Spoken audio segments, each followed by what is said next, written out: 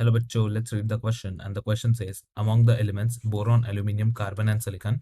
पहला क्वेश्चन दिया है कि which element has the highest first ionization enthalpy। तो यहाँ पर जो की कंसेप्ट लग जाएगा वो लग जाएगा पीरियोडिक प्रॉपर्टीज का।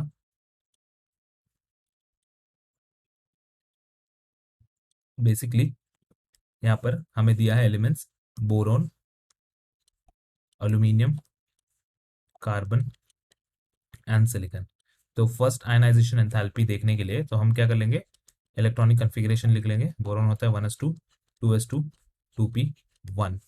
देन हमारे पास है एल्यूमिनियम, वो होगा 1s2 2s2 2p6 3s2 3p1। then we have is carbon which is 1s2 2s2 2p2। lastly we have silicon which is 1s2 2s2 2p6 3s2 and 3p2। यहाँ पर हम boron और एल्यूमिनियम को एक साथ लिख सकते हैं, कार्बन सिलिकॉन ऐसे लिख सकते हैं, क्योंकि बोरॉन का जो एटॉमिक नंबर होता है वो होता है 5, यानी ये क्या बिलोंग करता है बोरॉन फैमिली को, तो 5 और ये है 6। और हमें पता है कि ये अक्रॉस द पीरियड जाएंगे हम, across the period ionisation enthalpy का जो वैल्यू है वो इंक्रीज होता है। Upper arrow means increase and down the group ionisation enthalpy value decrease. तो सबसे कम किसका होगा, ये जो है सबसे ज्यादा होगा कार्बन का, क्योंकि अक्रॉस द पीरियड जा रहे हैं तो कार्बन का क्या हो जाएगा, आयनाइजेशन एंथैल्पी बढ़ जाएगा अकॉर्डिंग टू डेफिनेशन। और डाउन द ग्रुप क्या होता है कि आयनाइजेशन एंथैल्पी डिक्रीज होता है, इसीलिए डाउन वाले को हम कंसिडर नहीं करेंगे पहले तो कार्बन का सबसे पहले क्या होगा, एटॉमिक नंबर हाई होगा, देन बोरोन होगा एंड उसके बाद हो जाएगा silicon and then aluminium. So the correct order if you want to write, so the correct order would be, we will have to write aluminum being the least ionization enthalpy, then will be silicon, we have to write silicon, उसके बाद हो जाएगा boron का और सबसे ज्यादा हो जाएगा कार्बन का। So this will be the correct order. और इसमें पूछा which element has the highest ionisation enthalpy, so the correct answer would be carbon.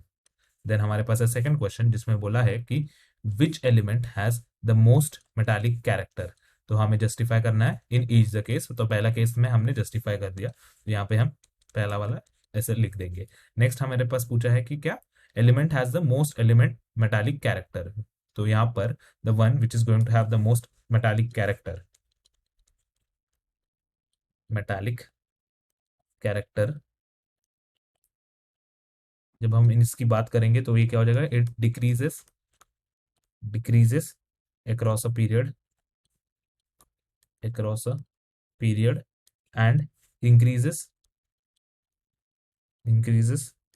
in group from top to bottom, from top to bottom। तो हमारे पास क्या है, boron है, carbon है और यहाँ पे एल्यूमिनियम है और यहाँ पे सिलिकॉन है। तो ये तो क्या है, ये सेकंड पीरियड है और ये है थर्ड पीरियड। और ये ग्रुप कौन सा है, ये 13th ग्रुप है और ये 14th ग्रुप है, 13th एंड 14th ग्रुप। तो हमने देखा कि डिक्रीजेस अक्रॉस अ पीरियड, तो यहाँ पे डिक्रीज हो रहा है जब हम राइट साइड में जा रहे हैं, और increase in group from top to bottom, और ये इंक्रीज हो रहा है फ्रॉम टॉप टू बॉटम। तो यहाँ पर क्या कंसिडर करेंगे कि अक्रॉस द पीरियड क्या हो रहा है, मेटालिक कैरेक्टर डिक्रीज हो रहा है, नॉन मेटालिक कैरेक्टर इंक्रीज हो रहा है। तो इसका जो कार्बन का जो क्या हो जाएगा, यहाँ पे मेटालिक कैरेक्टर डिक्रीज होगा। और बोरॉन का क्या हो जाएगा, बोरॉन का हाई होगा कंपैरेटिवली कार्बन से।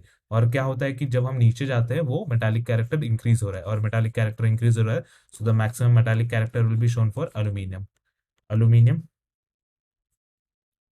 has maximum metallic character। Hope you have understood it well, best of luck।